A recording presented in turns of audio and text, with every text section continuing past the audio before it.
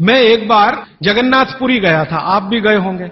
तो मैंने मंदिर के महंत को पूछा कि ये भगवान का प्रसाद, माने वहां दाल और चावल मिलता है प्रसाद के रूप में, वो मिट्टी की हांडी में क्यों बनाते हैं? तो उसने एक ही वाक्य कहा, मिट्टी पवित्र होती है। लेकिन वो जो नहीं कह पाया महंत, वो आपको मैं कहना चाहता हूं कि मिट्टी न सिर्फ पवित्र होती है, बल्कि मिट्टी सबसे ज्यादा वैज्ञानिक होती है। क्योंकि हमारा शरीर मिट्टी से बना है। हम जब मरते हैं ना और शरीर को जला देते हैं तो 20 ग्राम मिट्टी में बदल जाता है पूरा शरीर। और इस राख का मैंने विश्लेषण करवाया एक लेबोरेटरी में, तो उसमें कैल्शियम निकलता है, फास्फोरस निकलता है, आयरन निकलता है, जिंक निकलता है, सल्फर निकलता है, 18 माइक्रो न्यूट्रिएंट्स निकलते हैं मरे हुए आदमी की राख में। ये सब वही माइक्रो न्यूट्रिएंट्स हैं जो मिट्टी में है। तो वो महंत कहता है कि मिट्टी पवित्र है, इसलिए हम मिट्टी के बर्तन में ही दाल पकाते हैं, भगवान को पवित्र चीज ही देते हैं, अपवित्र चीज भगवान को नहीं दे सकते। वो बहुत वैज्ञानिक स्टेटमेंट है, बस इतना ही है कि वो उसको एक्सप्लेन नहीं कर सकता। अच्छा, मैं वो दाल ले आया और भुवनेश्वर लेके गया, पुरी से भुवनेश्वर। भुवनेश्वर में CSIR का एक लेबोरेटरी है, council of science and industrial research का लेबोरेटरी है, जिसको रीजनल रिसर्च लेबोरेटरी कहते हैं। तो वहां ले गया, कुछ वैज्ञानिकों से कहा ये दाल है, उन्होंने कहा हाँ ये पुरी की दाल है। मैंने कहा इसका विश्लेषण करना है, इस दाल में क्या है? तो उन्होंने कहा हमारे पास पूरे इंस्ट्रूमेंट नहीं है, हमारे पास जो जो चाहिए वो नहीं है, आप दिल्ली ले जाओ तो बेहतर है। तो मैंने कहा दिल्ली ले गया तो खराब तो नहीं होगी? उन्होंने कहा नहीं होगी, क्योंकि ये मिट्टी में बनी है। तो पहली बार मुझे समझ में आया मिट्टी में बनी है तो खराब नहीं होगी। तो मैं ले गया दिल्ली तक, सच में ले गया। और भुवनेश्वर से दिल्ली पहुंचने में आप जानते हैं करीब करीब 36 घंटे से ज्यादा लगता है। दिल्ली में दिया, कुछ वैज्ञानिकों ने उस पर काम किया और उनका जो रिजल्ट है, जो रिसर्च है, जो रिपोर्ट है, वो ये है कि इस दाल में एक भी माइक्रो न्यूट्रिएंट कम नहीं हुआ पकाने के बाद भी। तो प्रेशर कुकर की दाल को जब उन्होंने रिसर्च करके देखा तो उन्होंने कहा इसमें माइक्रो न्यूट्रिएंट्स बहुत ही कम है। मैं पूछा परसेंटेज वाइज बता दो, तो उन्होंने कहा अगर अरहर की दाल को मिट्टी की हांडी में पकाओ और 100% माइक्रो न्यूट्रिएंट्स हैं, तो कुकर में पकाने में 13% ही बचते हैं, 87% नष्ट हो गए। मैं पूछा कैसे नष्ट हुए?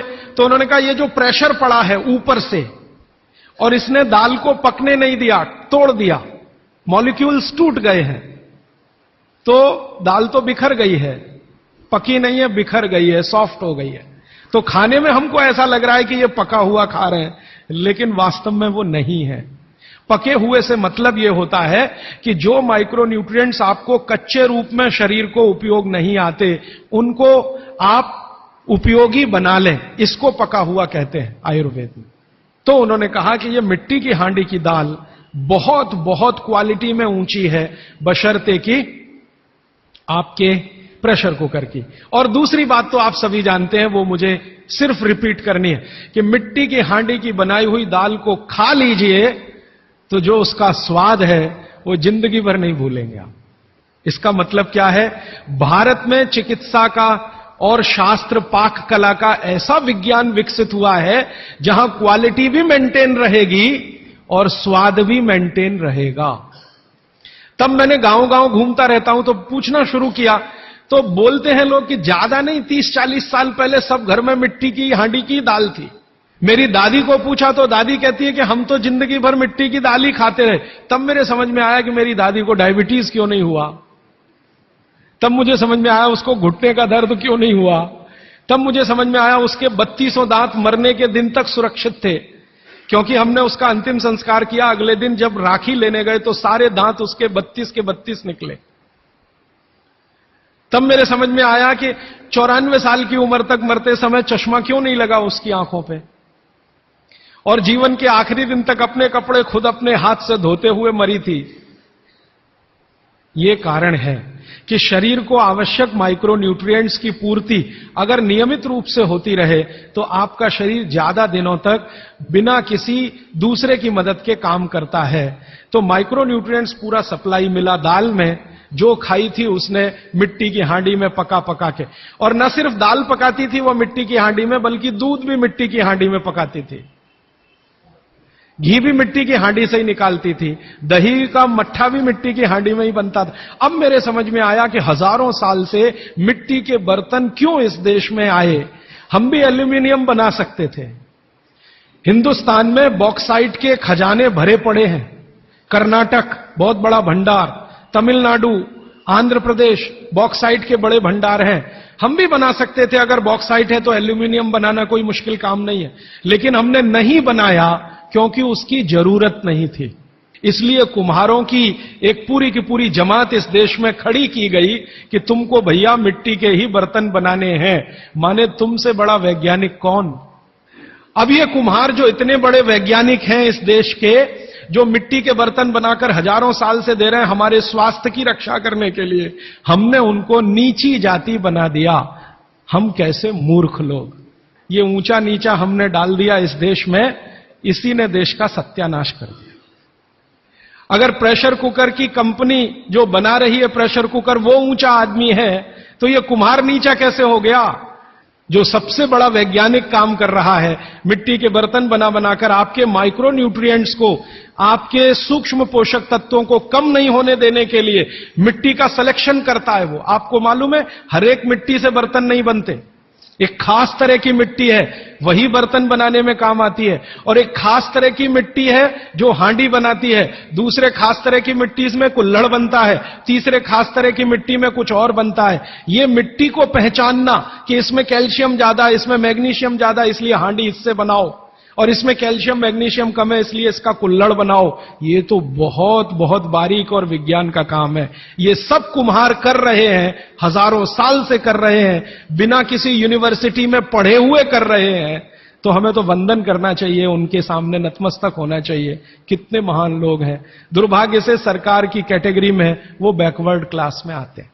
और सबसे मजे की बात कि ये हांडी जब खत्म होगी, माने इसकी लाइफ पूरी हो जाएगी, तो ये हांडी फिर मिट्टी में मिल जाएगी और फिर वही मिट्टी से हांडी बन जाएगी। दुनिया में ऐसी कोई वस्तु नहीं है। प्रेशर कुकर के बारे में तो नहीं कह सकते आप, बायोडिग्रेडेबल है। तो आप भी कर लीजिए ये काम, प्रेशर कुकर निकालिए, मिट्टी की हांडी ले आइए। तो आप कहेंगे जी दाल देर में पकेगी, सिद्धांत ही वही है दाल का, तो जो देर में खेत में पकी है वो देर में घर में भी पकेगी। आप कहें जी मिट्टी की हांडी के बाद अगर कोई चीज है, तो हमारे यहां एक मेटल बनता है जिसको आप लोग कहते हैं एलॉय है, कांसा। तीसरा सबसे अच्छा माना जाता है पीतल। अब ये कांसे और पीतल में भी हमने काम कर लिया कि अरहर की दाल को कांसे के बर्तन में पकाएं तो उसके सिर्फ 3% माइक्रो न्यूट्रिएंट कम होते हैं, 97% मेंटेन रहते हैं। पीतल के भगोने में पकाएं तो 7% कम होते हैं, 93% बचे रहते हैं। लेकिन प्रेशर कुकर में बनाएं तो सिर्फ 7% बचते हैं, बाकी खत्म होते हैं। अब आप तय कर लीजिए, आपको लाइफ में क्वालिटी चाहिए तो आपको मिट्टी की हांडी की तरफ ही जाना पड़ेगा, माने भारत की तरफ वापस लौटना पड़ेगा, इंडिया से। अभी हम हैं इंडिया में, जो बनाया अंग्रेजों ने या बना दिया अमरीकियों ने, इस इंडिया से निकल के भारत की यात्रा करनी पड़ेगी। और मैंने पिछले 1-2 वर्षों में ये बातें गांव-गांव में कहना शुरू किया है, तो इसका परिणाम पता है क्या, कि कुम्हारों की इज्जत बढ़ गई है गांव में। और मैं मानता हूं कि मेरे व्याख्यान की अगर कोई सार्थकता है तो वो ये कि कुम्हारों की इज्जत इतनी बढ़ जाए कि वो पंडितों के बराबर आ जाएं, क्योंकि वो किसी से नीचे नहीं है, क्योंकि वो किसी से छोटे नहीं है। और मजे की बात कि वो हांडी बना के आपको 20-25 रुपए में ही दे रहे हैं, प्रेशर कुकर तो 250-300 रुपए का है। मैं होम्योपैथी की भी चिकित्सा करता हूं, तो बहुत सारे पेशेंट मुझे फोन करते हैं, राजीव भाई ये। तो मैंने कुछ पेशेंट को खास कर कहा कि देखो भैया, आपको मैं कोई दवा नहीं दूंगा। तो कहने लगे फिर बीमारी कैसे ठीक होगी। मैंने कहा एक ही काम करो, मिट्टी की दाल खाना शुरू करो, मिट्टी की हांडी में रखी हुई दाल खाना शुरू करो। चावल खाना है तो मिट्टी की हांडी का। कहने लगे राजीव भाई कौन करेगा ये सब। मैंने कहा आपकी बीवी करेगी या आप करोगे। अगर जिंदगी चाहिए तो झक मार के आप करोगे, नहीं तो अमेरिका जाओ, कनाडा जाओ, जर्मनी जाओ, लाखों रुपए खर्च करो, फिर भी झक मार के वापस आओ। तो मेरे पास कुछ डायबिटीज के क्रोनिक पेशेंट हैं, बहुत क्रोनिक, जिनका शुगर यूनिट 480 के ऊपर है। ऐसे 100 से ज्यादा पेशेंट, वो 8 से 9 महीना हो गया नियमित रूप से मिट्टी की दाल और मिट्टी का चावल, माने हांडी की दाल और हांडी का चावल, हांडी की खिचड़ी नियमित रूप से खा रहे हैं।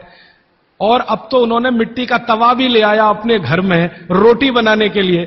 बाजरे की रोटी बहुत अच्छी बनती है इस मिट्टी के तवे पे, तो रोटी भी उसी की खा रहे हैं। 8 महीने के बाद सबका शुगर टेस्ट किया है तो 480 यूनिट वाला अभी 180 यूनिट पे है, बिना किसी मेडिसिन के, बिना किसी इंजेक्शन के, बिना किसी टॉनिक के। और होम्योपैथी की कोई दवा नहीं दी मैंने उनको। कुछ लोगों को ज्यादा परेशान थे, दवा भी दो दवा भी दो, उनको प्लेसिबो दे दिया। प्लेसिबो समझते हैं, खाली गोली, दवा नहीं डाली। तो पेशेंट को लग रहा है कि मैं दवा खा रहा हूं, दवा खा के अच्छा हो रहा हूं। मुझे मालूम है कि वो कोई दवा नहीं है, वो प्लेसिबो है, वो अच्छा हो रहा है उस मिट्टी की दाल खा के, मिट्टी का चावल खा के, मिट्टी की खिचड़ी खा के।